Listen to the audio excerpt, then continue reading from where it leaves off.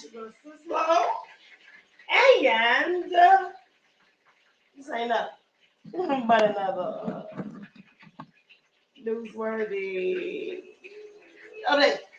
So what's going on, y'all? I'm just now fixing something to eat. I'm asking that all of the people in the back don't judge me because I was tired when I got out of church. I was tired, and because of that, I'm just not cooking. I'm just getting around to it, y'all. So I'm just do something real easy and do some little quick catfish nuggets and some medallion potatoes and some zucchini. I air fry zucchini. So yeah, that's what I am. I want to fish a little different. I made a little batter for it. I'll let y'all see it in a little bit. I made a little batter for it. I'll tell you how I made it if you're interested. But yeah, that part. I am trying to. My daughter and my son don't have any regard for the fact that I am lying. They don't care. They don't even care. And guess what? Wait till they see it. They're gonna see what a hot and pan sound like as soon as I get watched. I'm gonna make good till they good and sleep. And I'm gonna go right in there and start banging the pots and pans as loud as I can to watch. They're gonna have the biggest attitude. That's what up here. I did care. It's cool. So guess what, y'all? I got a movie. I have an audition Tuesday. I have an audition for Tuesday. Wish me luck. It's my first professional audition. And yeah, it's gonna go well. Because guess what? I got a lot of drama to give. You hear me? I got a lot of drama to give. Oh yeah. Oh yeah. Oh goodness. I think I made just enough batter because, baby, it's all good.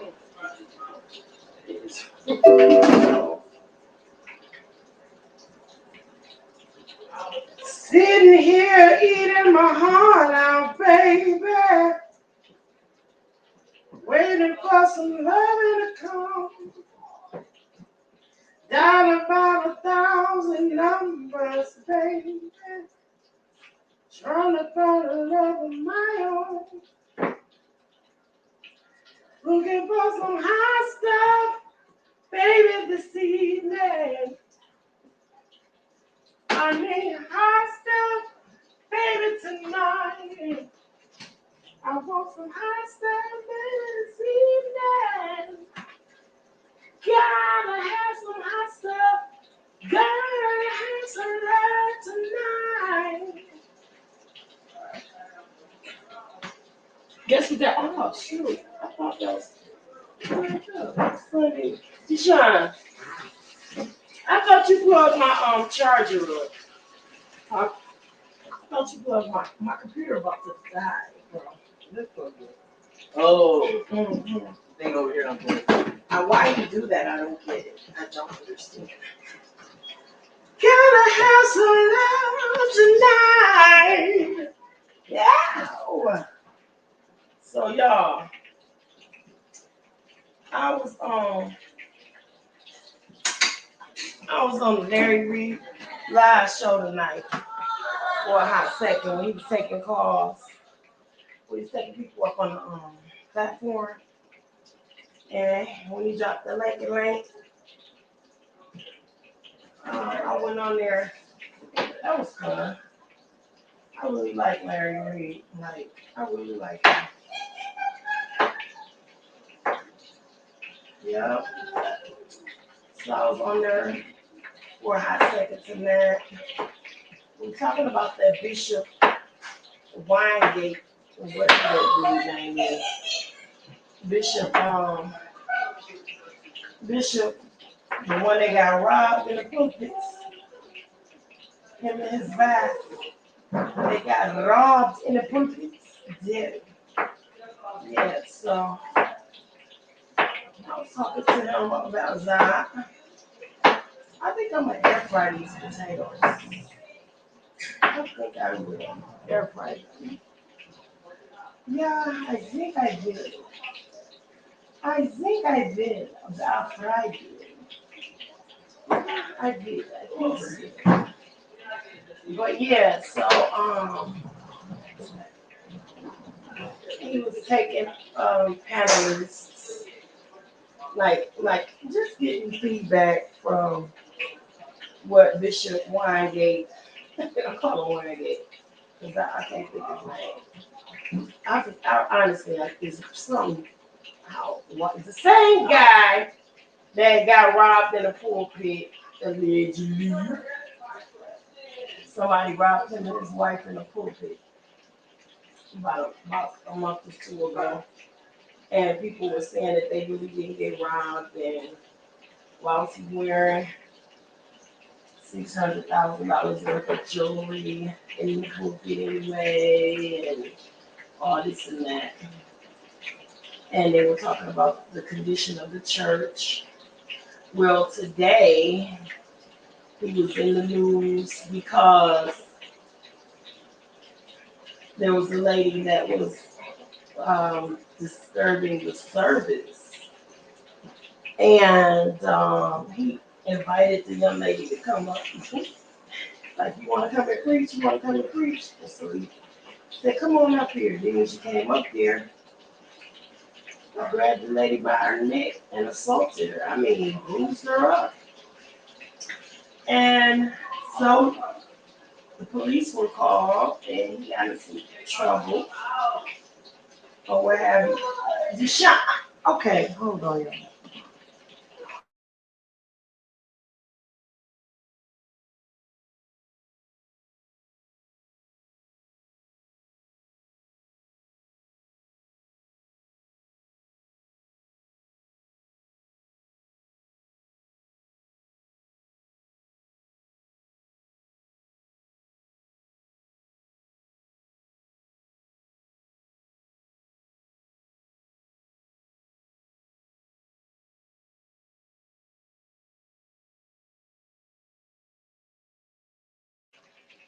Okay, guys, I'm sorry.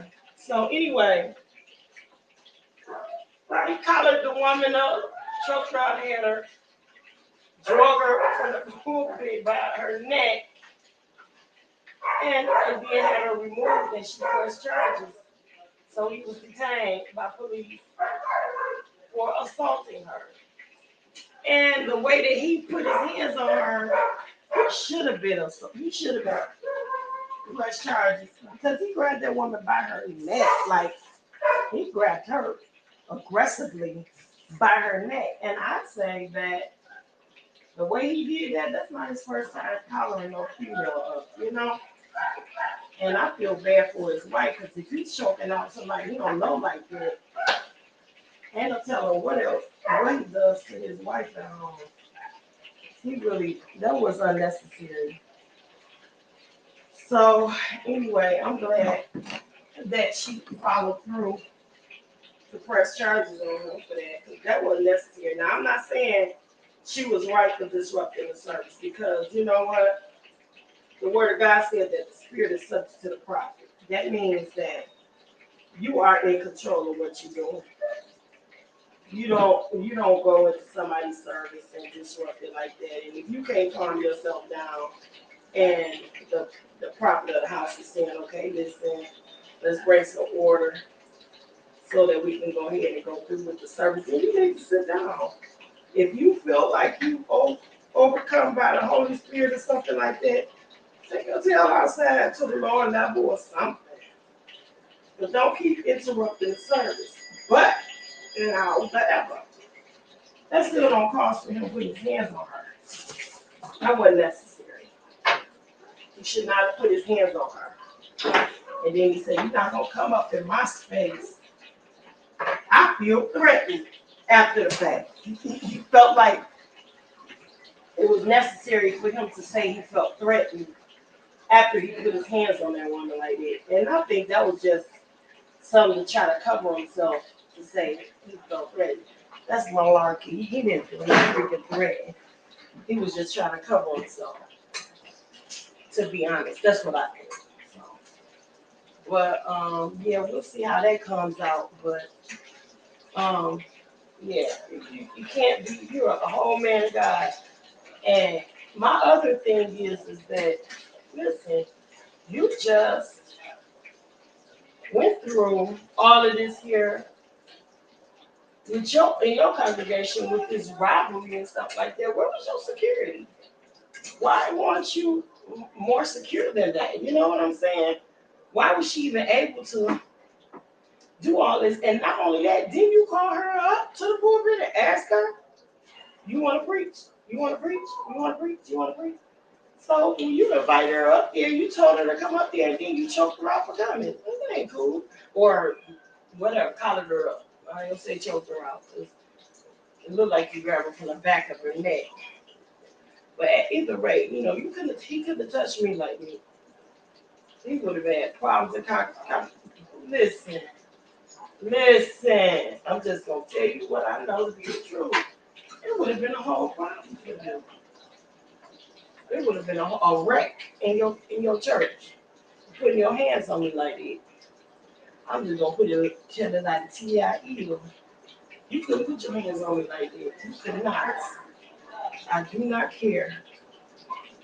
I do not care for nothing. Right? You couldn't touch me like that. Nope. Could not touch me like that at all.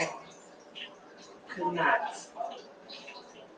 And then sit up and say, I feel threatened. Well, you ain't feel threatened. You felt like that was the best way to cover yourself. And I think you are a coward for doing that. That was not necessary. It was a whole woman you grabbed up like that. And she didn't even come to you like, she didn't come aggressively or anything. You invited her up there. You told her to come up there and she took you up on your offer. She probably felt like she could do a better job than what you were doing. You never know. You'll never find.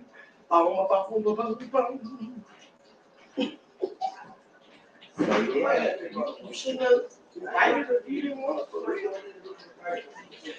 Some people can't distinguish when you're being sarcastic or not. Some people just don't know the difference. So when you told her she could come up, did she want to preach? She might have thought you were serious. She came on up there thinking, okay, this is my time to shine. She didn't know. She didn't know you weren't serious. She did not know. So now,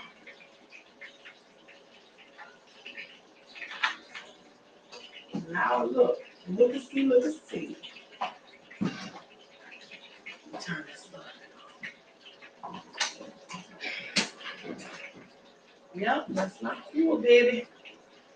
You just opened up a whole other can of worms, bro, that you ain't even ready for real. And you better hope that she ain't got no crazy brothers or uncles or sons. Somebody that might give you that work. They might give you that work. Lay them hands on you in an unholy way. Especially when you sitting up putting your hands on them. New baby. New buddy. But she couldn't touch me like that. I ain't gonna lie. I have young ladies. And And I don't even think my daughter, well, I don't know, especially I got one daughter that's bona fide hothead. She's a bona fide hothead, baby. She ain't having it. You put your hands on her mama. She's looking for a reason to light you up. She's looking for a reason to light you up. And I got another one. My baby girl is a dog trainer. And she got a few dogs that enjoy chewing the human flesh. You hear me? They love to have an opportunity to hit niggas training all over again. So, yeah, you couldn't have done that to me, bro. And then me, and my temper and attitude, boy, you couldn't put your hands up on the kid like this. Oh no, oh no, oh. Oh no, no, no, no, no, no, no, no, no, no, no. You probably wouldn't come up with just for me. Wow. The last time I let somebody, let me think. When was the last time I let somebody put their hands on me? Never.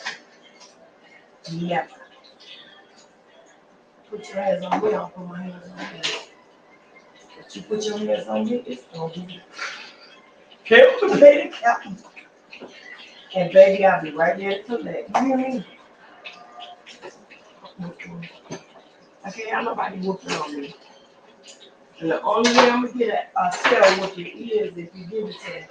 I ain't taking it. And I'm gonna have to be partly unconscious or something. Some type of debilitation. I can't play that. Keep your hands to yourself. I keep my hands to myself. And we all good. Good. That wasn't necessary, bro. That was not necessary at all. It was way out of line. Way out of line. I hate to tell you that, but you were way out of line. Way out of line. So, and the way the lady was bruised and all this, I'm hearing that allegedly she was fucked up pretty good, and that's just not even. Well, how do you call yourself somebody's man of God, and you can't contain yourself? It's not cool. You can't contain. You can't control your own emotions. You a whole man of God out in these streets. And you can't control your emotions to the point to where you have to put your hands on somebody's kid. No. It don't work like that, bro. It does not work like that. No. Man. I'm gonna tell you. You know what to tell you.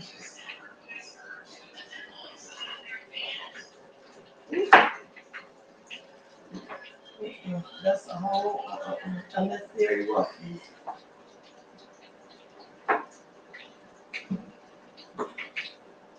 Nope, not necessary at all. I don't even know how you would justify that. But other than that, I went to church today. It was an awesome word of God that was preached. Oh my God, Pastor is doing this whole series on the right blessings at the wrong time, the right blessings around the wrong people. Oh my God. And baby, when I tell you, that's something that you would think was necessary to hear, but it is. And sometimes you can't be around the wrong people when God is blessing you. And everybody can handle you being blessed. And people are so envious. They don't want to see you happy. They don't want to see you successful. They don't want to see you doing well. So when the Lord blesses you, they get jealous. They get envious. and they want to destroy your happiness. So what do you do when you run into situations like that? Because a lot of times, you think because you're happy that the people that you love and care about will automatically be happy for you, and that I have learned is not the case. It's not the case. It's not the case. I mean, and then there have been people that I've seen like you don't want nothing but the best for them. But it's like, have you ever seen a situation where no matter how hard you try to be a good friend to people, they always end up getting themselves in situations. Hey, baby, how are you? How are you? Thank you for dropping in.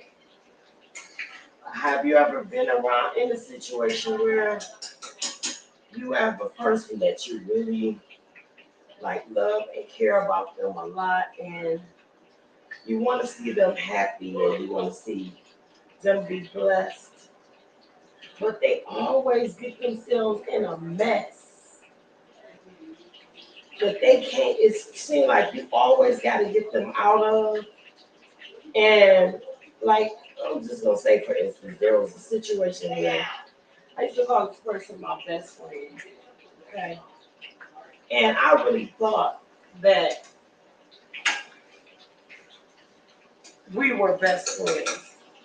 I said that we were, and I thought we were. But I found out the hard way that I was her best friend, but she wasn't necessarily my best friend. So, yeah, I don't think he's too much. He's okay. That's the case. But wait a minute, the potatoes are hot. Just a minute. But yeah, I thought that we were the best of friends, and I'm thinking to myself like, yeah, this is a good thing. And I would do everything and anything I can to be a blessing to her. Then I turn around, it's like, anytime I needed her, she wasn't there. Like she was nowhere around. And it was always, she always had a reason to her that was good. But to me, it was never like a legitimate enough reason for her to not have been there for me. Like, and there were times where it was really serious. Like, case in point, one particular time, I was sick. I was really, really, really sick. Okay, I was so sick that I couldn't hardly breathe. So I needed to go to the hospital, but I asked her to come with me. I said, well, can you ride with me to the hospital? Because I can't hardly breathe and I really think I need to be checked out. And she started complaining and whining. And she says, well, I'll go with you, I guess, but I don't have any food and I don't got no way, da da da da da. So I said, okay, I'll take you to the doctor. I'll take you, if you ride with me to the hospital, I'll take you to the grocery store to get a couple of items just until I can, till I get better, and then I'll take you to the shopping. And she agreed. So we go to the store, y'all. Get to the first I go to the doctor. She rode to the doctor with me. And the only reason why I needed it because I was so sick, I didn't think that I would be able to make the trip on my own. So I went ahead and I asked her to ride with me because of that. So she rode to the doctor's with me, and I got a chance to see the doctor and stuff like that. But um, the doctor just thought I had a bad cold. I had bronchitis. Well, he gave me some prescriptions or whatnot to get filled, and that wasn't good enough because I was in bad shape. So she started whining or whatever. So I said, I tell you what, I have to go to get my prescriptions filled. Can you just run in the store and get a couple items to last you until I get better, and then I promise I'll take you back to go to the store. I'm from the United States. So she said, okay. So I said, well, while I'm getting my prescriptions filled, you go ahead and get your grab a few items, and then that'll be that. You agree? So we go, and I'm sitting in the store now. My prescription is filled. It was that long. My prescription filled. My and I'm sitting in the car, and this is like fall, almost winter, right? Plus I'm like sick. I can't breathe. I got chills, fever, the whole nine. So I tell her to go ahead and go in the store. She went in the store, guys, and got lost, for lack of a better word. Girlfriend didn't come out that store till I don't even remember. It took her so long that I was like, you know what? Let me go in here and get her because I'm sick. And the doctor advised me to go straight home and get some rest. Because he was like, this is not a joke. You're really sick. This girl went in the store and got lost. Didn't come back out or nothing. I ended up having to go in the store to get her. I get in the store. She hadn't even made it around the store yet. She was still like in the first part of the store, and she is like grocery shopping. I said, honey, can you just please go ahead and just get a few items for now? I promise I will come back later. But I gotta go home. I'm sick. She got an attitude. So I said, okay. She got a little stink attitude. So she still shopped around a little bit more than what she was gonna do. And meanwhile, I'm not getting any better. So she goes in, she gets her stuff, I take her back home. Normally I would help her take all her groceries out of the car and put them on the porch or whatever, take them in the house for whatever the case may be. But at this particular time, I really couldn't do anything because I was weak. Okay, now mind you, I still ended up having to go back to the emergency that night because I wasn't feeling any better. And it turns out I had double pneumonia. Listen, do you know that girl? I was sick for 6 weeks. You know, she didn't call me not one time to see how I was doing.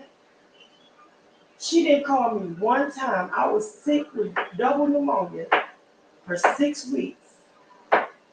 And this girl did not call me one time to see how I was doing because she was mad at me because I couldn't take her grocery shopping while I was sick with pneumonia.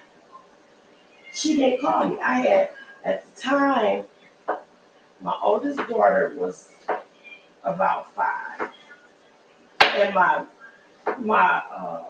middle daughter was she wasn't even a year old yet. Well, she might have been a year. She might have been 1. So I had no help because their dad wasn't. He wasn't any help at all. My ex-husband he was no help at all. So I had to juggle that alone. I was always there for her every step of the way. Anytime she needed something, if I didn't have it, I would borrow from other people to get it for her. This girl didn't even call me to see how I was doing. She didn't call to check up on the kids or nothing. And I was so sick, I couldn't even feed my own kids. Like, it was awful. And that just let me know, like, I was a better friend to her than she ever was to me. Because the only time she called me her best friend was whenever I was there for her. And I was always there for her, but she was never there for me. And then it started becoming a chore being her friend. It was like anything, it was so hard being her friend because she was always needing something. She always needed something. It was like she was never one that was a giver. She always needed something from me. Like, and so it got so bad till it was like, okay, I just can't do this anymore. So I had to, let me tell you what made me end up having to let that friendship go, or so-called friendship. She had got married against my better judgment. She got married, and when she got married, she married a young man that she really was not compatible with. The guy was a lot younger than her, number 1. Number 2, she had a son that was probably a little more than half his age. So, and they didn't get along. So they would actually get into physical fights, him and her son. Literally physical fights. And we would have to go, me and my ex would have to go over there and break their fights up. And that wasn't a good thing because she had started having kids by this guy. So now her family, she had 2 kids previous to him. And then she had a daughter and then another set of twin girls after they were married. So when I tell you, like, it was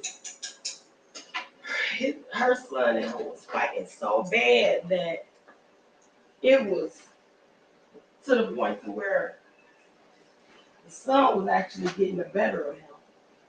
And he was really defending his mom's honor. And it was really, so a lot of the stuff that they was getting into it about was really her fault, because he was disrespecting her in a very bad way, and the son couldn't stand him doing that to his mother, but he would take up for her, and then when they would be doing good, she would scold her son or what have you, and then it started becoming a mess. And so they had broke up and they had separated. Lo and behold, she asked for me and my ex, who was a pastor at the time, to counsel them. No, we did not want to counsel them. They begged for us It's our better judgment. We did. When I tell you they had separated or whatever, and they was talking about, well, yeah, we're talking about reconciling, getting back together, blah, blah, blah. And we were like, I think right now you guys really need to figure this out before y'all get back in the same house together because they were physically fighting. Then she come with that. They got back together anyway. They got back together anyway. And what happened?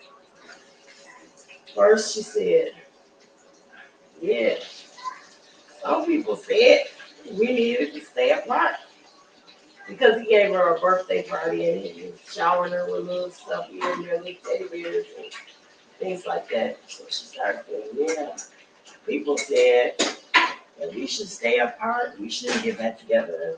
But look, we fine, we good. Now look, so okay, you happy and big and happy now, huh? Okay. What happened right after she made that statement? They were fighting again. This time, it got so bad that her son picked her husband up and body slammed him. And there was nothing they could do. So the husband left and went and got a hotel room and was living in the hotel. And he got comfortable with it and he stayed on. Next thing after that, he started having a bunch of kids with other women all over the place. So I said, okay, I'm not, don't ask me no more for advice about anything because I'm not getting any. Tried to tell you the first time to, focus on you to get you together. And no. You got big and bad, talking all cocky. So I don't want anything else to do with it. But then, this is the part that made me leave her alone. I am a licensed hairstylist by trade and what have you. Of course, she was not able to pay to get her hair done because she never had any money. She got on her feet, got her little job and whatever, and then when she got on her feet and she got her a job, guess what she started doing? Started getting her hair done more often. It was more than just once a week or once every couple of weeks or whatever. And I would do it for her for free because she's supposed to be my best friend going through this stuff. I would do it for her for free. When she got her a little job and was able to pay to get her hair done, what she do? She went and started paying somebody else to do her hair. And she was paying them double what I would charge her when she was able to pay. And she did that, and then she started talking to me. I said, oh my God, that's it. I'm done. Because this friendship is not going, it's one-sided. And it's not going, you don't even have enough respect for me to, support me when you on your feet. You go and you support other people, and then she had the nerve to go and talk about me behind my back. And one of the people she tried to talk to me about was my own brother. Who does that? So I knew then it was just time to let that relationship go. So when Bishop preached about being blessed, the right blessing around the wrong people, I felt that. I felt that in my heart. I felt that because I lived it. I actually lived it. I lived it. I knew what this was like to have people in your life that was only there to use you And when they couldn't no longer use you, they abused you. So even that, after that, I've been to the point to where okay, I'm always a forgiving person. So I let bygones be bygones because the twins were my godchildren. So later on, down the line, they got to the point to where they started getting out of hand and they would call and stuff like that. She would call me for help. So I would help as much as I could and stuff like that. But when things didn't go the way she wanted them to go, she cut me off. And she cut me out of the twins' life. When she did that, one of them got injured really bad. And she restricted me from being able to go to the hospital to see about it. She wouldn't let me go to the hospital. And she did that. And then I turned around and I looked up because they were disrespecting her on social media and talking to her any kind of way. And she felt that I should have dealt with it a certain way. And because I didn't deal with it the way she saw fit, she blocked me from social media. I didn't, to be honest with you, I didn't realize she had blocked me. That's probably how much I cared. But I said, okay. So now you're blocking people from social media, but don't worry about it because I'm never, ever going to request her friendship again. And I did. Her birthday came up in August, and I said something. Oh, I ended up, I think we were on the same post under somebody's post. And I said, oh, I wanted to call to wish you a happy birthday, but I realized that I was blocked. So I figured you didn't want to be bothered. And she said, send me a request. I ain't even respond. I did not respond, and not only did I not respond, I didn't send her no request. I wish I would. I wish I would send you a girl bye. I wish I would send you a request. I wish I would. I ain't sending you a jack. I'm gonna pay you the same dust you paid me when you deleted me from being a friend to you anyway. Take the same dust. Girl, I ain't think about her. And I'm not. Sometimes that's what you gotta do. Pay people the same disrespect they pay you. Hey, girl, bye. So that's the way it is. Let it be done. So let it be written and let it be done. I ain't starting up. And I still ain't. And I don't get in their family quarrels no more. Because they bicker and go at each other and then they back cool again.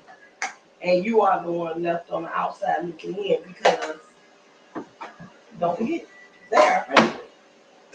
You're not. So don't worry about it anymore. I'm good. I'm good. My kids say I'm good. I'm not about to kiss nobody's tail. No, but it's good. So you all stay right where you at, do what you do, and be happy about it. Because I'm going to do me. I'm done with all of it. I'm not kissing nobody's tail anymore. I'm not. I'm done with all that. So good. We're into bad rubbish. And I hope y'all can hear me because I was away from the mic for a minute. Yep. Good riddance to bad rubbish. So that's that. I'm gonna go ahead and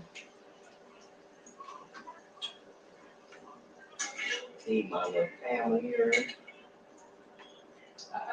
Give me a couple cookies in the oven. I made cookie dough. I made some cookie